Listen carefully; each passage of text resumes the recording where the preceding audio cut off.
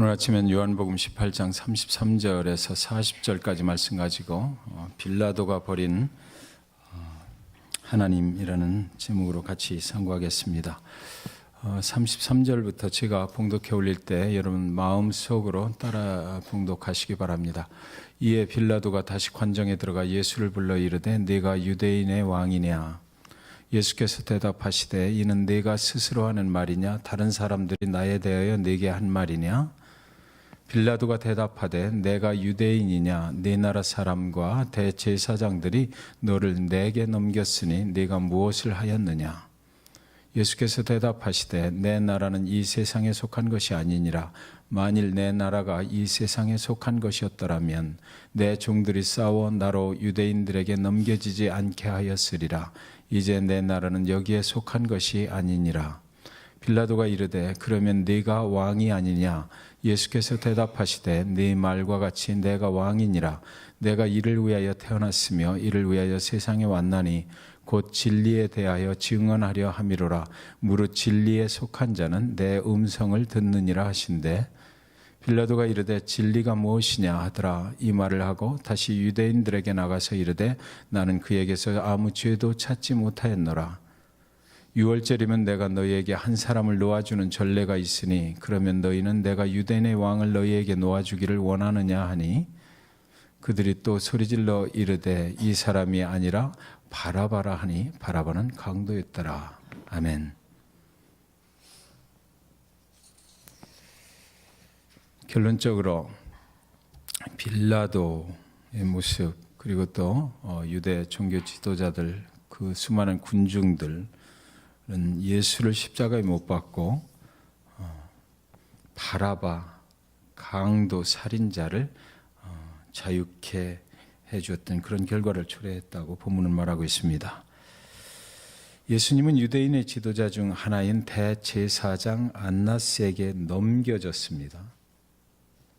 넘겨졌다는 것은 우리가 사람을 가지고는 넘기고 이러지는 못하죠. 노예는 넘겨주지만 인격적으로 굉장한 그 모독을 당했다는 얘기입니다. 그 다음에는 대제사장 가야바에게 또 넘겨졌습니다. 가야바의 신문이 끝난 후에 유대인 지도자들은 예수를 유대 지방을 다스리는 로마 총독 빌라도에게 또 넘겼습니다. 이 로마 총독에게 넘긴다는 것은 그때 유대인 사이에서는 어떤 사형에 대한 선고나 집행을 할 수 있는 권한이 없었습니다. 그래서 로마 정부에다가 넘겨야 되기 때문에 로마 총독 빌라도에게 데리고 간 거죠. 그렇다는 얘기는 벌써 유대인 사이 속에서는 이미 사형이 확정이 됐다. 다만 선고하고 집행하는 것을 빌라도에게 맡긴 것이다라는 거죠. 33절에 보면 이에 빌라도가 다시 관정에 들어가 예수를 불러 이르되 네가 유대인의 왕이냐. 빌라도는 자신이 로마 총독이잖아요. 로마의 총독으로 유대인을 다스리고 있으니까 자신과 관련된 질문을 한 것입니다. 네가 왕이야 내가 왕이야. 이거를 질문을 한 거죠. 네가 유대인의 왕이냐. 예수님이 빌라도에게 그때 이렇게 물으십니다. 34절에 예수께서 대답하시되 이는 네가 스스로 하는 말이냐 다른 사람들이 나에 대하여 내게 한 말이냐. 사랑하는 여러분, 오늘 예수님께서 빌라도에게 던진 이 질문을 우리는 잘 생각해 봐야 될 필요가 있습니다. 오늘날 현대 교인들에게 주님께서 하시는 말씀입니다. 예수께서 대답하시되 이는 네가 스스로 하는 말이냐 다른 사람들이 나에 대하여 네게 한 말이냐. 빌라도는 예수를 모르는 사람입니다. 이 사람한테 예수님께서 이거 네가 믿음으로 하는 말이야? 아니면 다른 사람들이 세상 사람들이 한 말을 하고 있는 거야. 다른 데서 들은 말이냐 이거죠. 오늘날 세상에 믿음 없이 살아가는 사람들한테 예수 그리스도 또 저와 여러분한테 예수 그리스도 그렇게 말씀하실 것 같습니다. 진정으로 예수를 모르고 살아가면 결국은 예수를 십자가형에 넘겨주는 결정을 하게 되는데 여기서부터 시작이 된다는 것이요. 교회가 다른 사람들에게 넘겨주는 데가 돼서는 안 돼. 교회가 하나님의 백성들이 세상의 말을 참고로 하는 데가 아니란 말입니다. 그래서 우리 믿는 백성들은 내가 믿는 하나님에 대한, 내가 믿는 예수 그리스도에 대한 확실한 믿음을 말할 수 있어야 되는 거죠. 내가 어디 가서 세상 사람들이 세상에 믿지 않는 사람들의 말을 듣고 그 잭슨빌 중앙교회가 그렇다면서 뭐 이런 소리를 해서는 안 된다는 거예요. 세상에 편협해서 세상과 손을 잡고 믿음 생활을 하려 해서는 안 된다는 것입니다. 내 목소리, 내 믿음의 소리가 나로부터 나와서 세상으로 나가야 되는 것이지 교회의 어떤 하나님의 교회의 어떤 일들을 세상 사람들로부터 평가받으려고 해서는 안 된다는 것입니다. 오늘 빌라도가 예수 그리스도를 심판할 자격이 없어요. 영적인 세계 속에서 살아가는 사람을 어떻게 세상에다가 맡기고 심판해달라고 맡겼는지 참 유대인의 지도자들이 정말 무지했다는 것을 우리는 알 수 있어요. 무지했든지 일부러 그랬든지, 그죠? 네, 둘 중에 하나인 거죠. 35절에 보면 빌라도가 대답하되 내가 유대인이냐? 네 나라 사람과 대제사장들이 너를 내게 넘겼으니 네가 무엇을 하였느냐? 계속해서 넘겼다 그래요. 예수는 그 물건처럼 넘겨졌어요. 36절에 보니까 예수께서 대답하시되 내 나라는 이 세상에 속한 것이 아니니라. 만일 내 나라가 이 세상에 속한 것이었더라면 내 종들이 싸워 나로 유대인들에게 넘겨지지 않게 하였으리라. 이제 내 나라는 여기에 속한 것이 아니니라. 그렇죠? 예수님께서 분명히 말씀하시는 거예요. 내 나라, 하나님의 나라는 이 세상에 속한 것이 아니다. 그러니까 네가 심판할 자격이 있는 것도 아니다라는 거죠. 여러분, 교회의 일들을 해 나가실 때 절대로 사단의 권세에 교회를 내어주시지 마십시오. 세상은 사단이 움직이는 곳이에요. 그래서 교회의 일을 가지고 밖에 나가서 상의를 할 필요가 없어요. 세상 사람들한테 물을 필요가 없어요.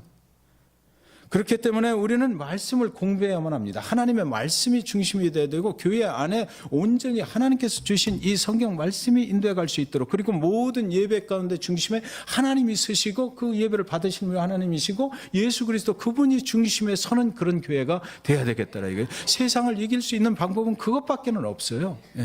우리가 세상 사람들과 똑같은 방법으로 교회를 운영하려고 한다면 이것은 교회가 아니죠. 이미 세상의 영적인 세계를 알 수 없는 사람들, 예수 그리스도가 누군지 하나님이 누군지 성령의 능력이 뭔지 그것을 모르는 사람들한테 그 가치관을 가지고 세상 속에서 들어와서 이 교회가 운영돼서는 절대로 안 되겠다는 것입니다. 유대인들의 지도자들이 왜 예수를 빌라도에게 넘겼습니까? 자신들은 메시아 예수라는 걸 이미 알고 있었어요. 구약 성경을 달달달달 외는 사람들이 대제사장, 바리새인, 서기관들 아닙니까? 그 사람들이 중심이 돼서 이 구약 성경에 나오는 메시아 예수가 오셨다는 것을 그들은 알았어요. 그런데도 불구하고 그것을 인정해주고 싶지 않은 거예요. 왜? 자기들이 가지고 있는 세상적인 어떤 사회적인 그런 기득권 때문에 자기들의 어떤 그 유익이 침해당할까봐 그것을 인정하고 싶지 않아서 결국은 빌라도에게 갖다 맡긴 거 아닙니까? 세상 법으로 심판해 주십시오라고 한 거예요. 하나님 예수 그리스도 당신을, 메시아 예수를 세상 법에다 맡겨버리고 말았던 그런 일이 발생되고 만 거죠. 오늘 우리 교회의 주인이 되시는 예수를 세상에 믿지 않는 자들에게 가서 심판해 달라고 맡겨보십시오. 뭐라고 그러겠습니까? 과연 어떤 결과가 나올까요? 믿음이 없는 사람이 교회의 일을 맡으면 안 되는 이유가 바로 여기에 있는 거예요, 여러분. 그래서 저는 오늘 여러분 모두가 정말로 예수를 믿으시기를 주님의 이름으로 간절히 축원드립니다. 하나님의 교회의 일을 세상의 권력의 판단에 맡기지 말라는 얘기예요. 우리는 교회 사역을 해나가면서 여러 가지 헛된 소리들 많이 듣고 조롱, 비난 이런 것들 많이 있는데 여러분 그거 우리가 교회 안에서 하나님의 말씀의 중심으로만 서 있으면 아무 문제가 될 게 없어요. 그것을 못할 때가 문제가 되는 거죠. 제가 다른 지역에 갔을 때 어떤 그 전임 한인회 회장 되시는 분이 말씀을 하시더라고요. 저희가 회장에 당선되고 나서 교회를 인사차 갔대요. 환영해주고. 그래서 지역사회를 위해서 봉사하겠다고. 그 다음 주에 또 나오시라고 그래서 또 한 번 갔대요. 그랬더니 그 다음 주에 두 번째 주일날 나갔는데 집사 임명장을 주더래요. 이것이 세상이지, 그죠? 이 교회가 이렇게 되면 안 되는 거죠. 그래서 그분이 말씀하시더라고. 그분은 믿음이 전혀 없는 분이에요. 그러니까 저한테 말씀하셔요. 목사님, 내가 한인회장이 되니까 내 위치를 보고 교회에서도 집사로 금방 임명을 해주더라고요. 어떻게 대답을 해야 되는 건지 모르겠어요. 이거는 교회가 스스로 하나님의 교회가 되기를 포기해버린 거죠. 사랑하는 고난주간 새벽기도에 나오신 잭슨빌 중앙침례교회 성도 여러분, 하나님의 교회를 여러분의 믿음으로 지키셔야만 돼요. 사단 앞에 내어주는 그런 실수를 해서는 안 되는 것입니다. 서로 사랑하고 서로 주님의 은혜로 우위로 받으면서 나아가야 하는 것은 분명한 것이지만, 그러나 여러분, 그럼에도 불구하고 하나님의 교회가 세상의 가치와 세상의 법을 따라가려 할 때는 오늘 고난주간 새벽 기도회에 나오신 여러분들이 이 중앙침례교회를 하나님의 교회로 지키셔야 한다는 것입니다. 우리가 그것이 없이는 안 돼요. 예수를 가장 중심에 모셔야만 합니다. 하나님의 말씀이 교회를 인도해 가야만 하는 거예요. 기도하는 사람들이 교회의 영적인 리더십을 발휘하는 그런 교회가 되기를 주님의 이름으로 축원드립니다. 빌라도가 말했습니다. 너희 하나님의 백성들이 너를 나에게 넘겼느니라. 이 비참한 거죠. 빌라도는 자기는 잘못이 없다고 말해요. 너희 하나님을 믿는다고 하는 백성들이 너를, 메시아 예수를, 유대인의 왕으로 오신 그 메시아 예수를 나에게 넘겼으니까 나는 그들이 원하는 대로 해주면 그만이지, 나는 아무 책임이 없다라는 것이에요. 그렇게 해달라는 대로 해주는 것뿐이다라는 거죠. 나는 그 영적인 분야에서는 전혀 아는 것이 없는 무지한 사람이다. 그런데 나한테 맡겼으니까 내가 할 수 있는 일이라고 하는 것은 맡긴 자들이 원하는 대로 해주면 되는 거 아니냐라는 겁니다. 그리고 나서 손을 씻어버린 거죠. 십자가에 넘겨버린 거예요. 38절에 빌라도가 이르되 진리가 무엇이냐 하더라. 이 말을 하고 다시 유대인들에게 나가서 이르되 나는 그에게서 아무 죄도 찾지 못하였노라. 진리에 대해서 예수님이 말씀을 하시니까 진리가 뭐야? 웃기고 있네 그런 거예요. 네가 말하는 진리를 내가 어떻게 알아? 정말 웃기고 있네. 그리고 나가서 나는 그에게서 아무 죄도 찾지 못해. 영적인 세계에 대해서 자기가 아는 것이 없으니까 나는 그는 죄인이 아닌 것은 분명한 것 같다 얘기했어요. 그리고 나서 세상 사람들로부터, 여러분 여기서 잠깐만요. 빌라도가 이르되 진리가 무엇이냐 하더라. 이 말을 하고 다시 유대인들에게 나가서 이르되 나는 그에게서 아무 죄도 찾지 못했다.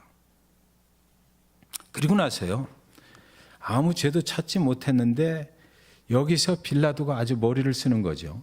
그래서 바라바를 데리고 나가요. 바라바를 데리고 나가서 너희가 누구를 선택하겠느냐라고 말해요. 하나님의 백성들은 그때 누구를 선택해? 바라바를 선택했어요. 예수가 아니고 예수를 십자가에 넘겨주라는 선택을 했어요. 사랑하는 여러분, 이것이 오늘날 현대 교회의 모습 속에도 있지 않습니까? 오늘날 세상 사람들로부터 교회가 수모를 겪어요. 왜 그럴까요? 교회가 세상에 의지하기 때문이죠. 교회가 하나님을 선택하지 않고 세상을 선택하기 때문이에요. 얼마든지 예수를 살릴 수 있는 기회가 있잖아요. 얼마든지 예수를 중심으로 모실 수 있는 기회가 있어요. 바라바와 예수 사이에서 우리는 예수를 원한다라고 말을 했어야 돼요.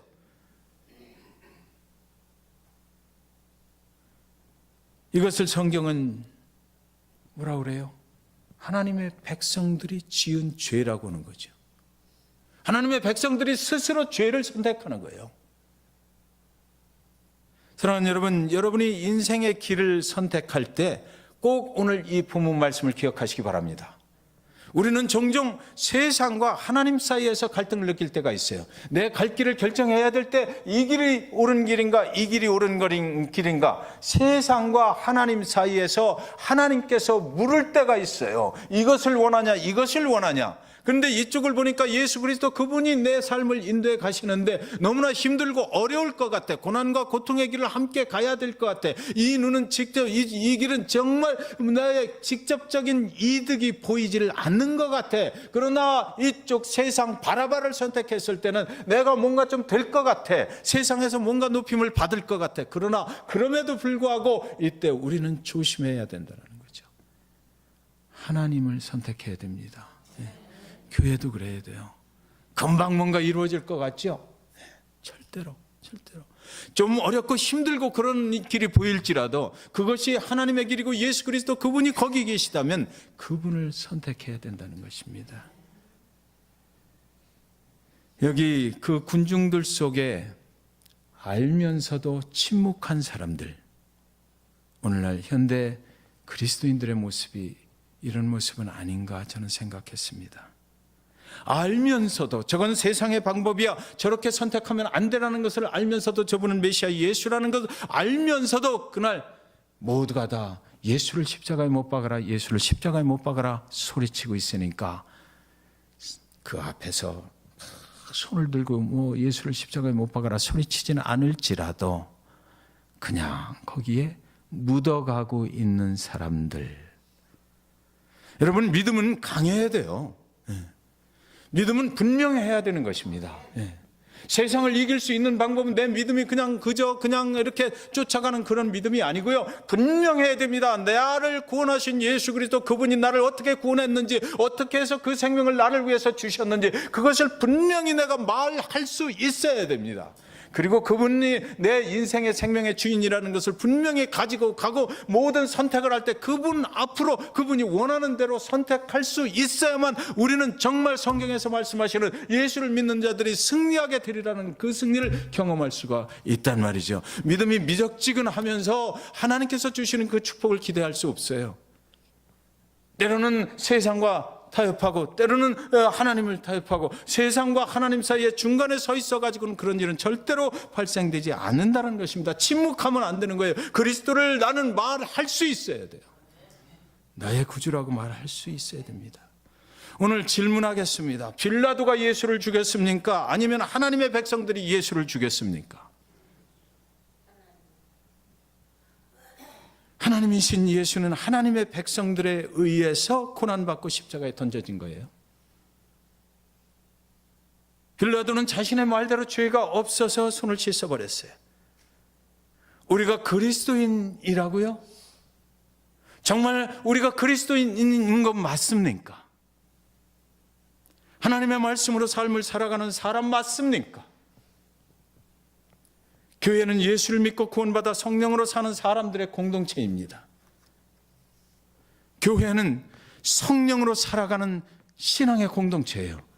교회는 세상의 기준을 가지고 살아가는 사람들이 모인 데가 아니고 예수 그리스도 그분이 생명을 주시기까지 저와 여러분을 사랑하셔서 그 구원받은 신앙의 사람들이 모여있는 공동체, 그것이 바로 우리는 교회라고 하는 거예요. 여러분의 가정이 그런 거죠. 우리의 교회가 그런 것이고 우리가 살아가는 삶의 모든 터전들이 그런 것입니다. 그러니까 교회를 다니는 성도다라고 말을 할 때 세상 속에서 나 교회 가는 사람이야, 주일날 아침에 교회 갈 때 세상 사람들과는 완전히 구별된 사람이라는 것이죠. 저와 여러분 그런 사람이어야 돼요. 왔다 갔다 왔다 갔다. 성령의 공동체입니다. 그래서 사도행전에 보면 사도행전 오순절 성령 강림 사건이 일어난 이후로 초대교회가 계속해서 성령의 역사를 경험하면서 나가거든요. 그것이 교회와 성도들의 모습인 거예요. 성령이 우리를 인도해 주는 것, 예수 그리스도 십자가에 죽으시고 부활하셔서 하나님 우편에 가시고 그리고 나서 내가 다시 오는 날까지 누구를 주시겠다? 성령을 주시겠다. 그래서 그 성령을 인도함을 따라가면 무엇이 기억나? 주님께서 하신 일들이 기억나고 주님이 우리를 어떻게 인도해 가시는지, 어떻게 살아야 되는지 그것을 우리는 알 수가 있다고 그랬어요. 그래서 오늘날 그리스도인들의 모습은 온전히 성령께 인도함을 받아야만 살 수가 있다는 거죠. 성령의 인도함을 받으려면 우리는 어떻게 해야 됩니까? 예배 지켜야 되고 기도해야 되고 찬양할 때 온전히 하나님께 마음을 드리고 찬양할 수 있어야 돼요. 사도행전 2장 2절부터 4절까지 이렇게 말합니다. 호련히 하늘로부터 급하고 강한 바람 소리 같은 소리가 있어 그들이 앉은 온 집에 가득하며 마치 불의 혀처럼 갈라지는 것들이 그들에게 보여 각 사람 위에 하나씩 임하여 있더니 그들이 다 성령의 충만함을 받고 성령이 말하게 하심을 따라 다른 언어들로 말하기를 시작하니라. 이것이 교회이고 성도들의 모습입니다. 2절에 보면 성령의 인도함을 받을 때에 온 집에 가득하시기를 주님의 이름으로 축원드립니다. 온 교회에 성령이 충만해야 돼요. 그래서 성령의 이야기가 나오면 항상 충만이라는 말이 뒤따르는 거죠. 미지근하면 안 된다는 거예요. 충만하게 채워져야만 되는 거예요. 그리고 온 교회뿐만 아니라 온 가정뿐만 아니라 각 사람 위에 하나씩 임하더라 그랬거든요. 예. 성령의 임재가 나한테 와야 돼. 예, 교회만 임하는 거 아니잖아요. 그 군중 속에 들어있다고 되는 게 아니거든요. 내 사람 위에, 나 위에 성령이 개인적으로 임재를 하실 수 있어야 내가 온전한 그리스도인의 삶을 살아갈 수 있다는 것입니다. 그리고 성령께서 말씀하시는 그 음성대로 따라 살아야 한다는 거죠. 예. 사랑하는 여러분, 이 성령의 능력은 강력한 것입니다. 세상 모든 권세를 타파할 수 있는 것이 바로 성령의 능력이에요. 그래서 우리가 세상과 타협해서는 안 돼요. 세상을 이기고 우리가 복된 승리하는 삶을 살아갈 그런 생각을 가지고 계시다면 우리는 성령에 충만해야 되고 그 성령께서 내 개인에게 역사를 하실 수 있도록까지 충만해야 돼요. 그리고 나서 그 성령의 음성을 거역할 수 없는 그런 성령의 음성이 되어서 내 삶을 인도할 수 있도록 내 삶을 성령께 맡겨버리시기를 주님의 이름으로 축원드립니다. 그래서 정말 성령께서 인도하셔서 세상에 굴하지 않고 모든 여러분들이 원하시는 것이 하나님의 뜻 안에서 이루어지는 그런 승리를 경험하시기를 주님의 이름으로 간절히 축원드립니다. 이 시간 그 슬라이드 한번 보여주십시오. 전에 거. 예, 정리합니다. 5년 후에 우리의 모습이 어떻게 돼 있을지, 우리 가정, 우리 교회, 우리 자녀들, 우리의 사업체, 그리고 직장, 그리고 나 자신의 모습. 이것이 오늘 결론입니다. 성령이 온 집에 가득하고 한 사람 한 사람에게 성령이 충만히 임해야 되고 성령의 인도함을 따라 살게 될 때에 오늘 기도한 것은 모두가 이루어지게 될 줄 믿으시기 바랍니다. 찬양 드리고 기도하겠습니다.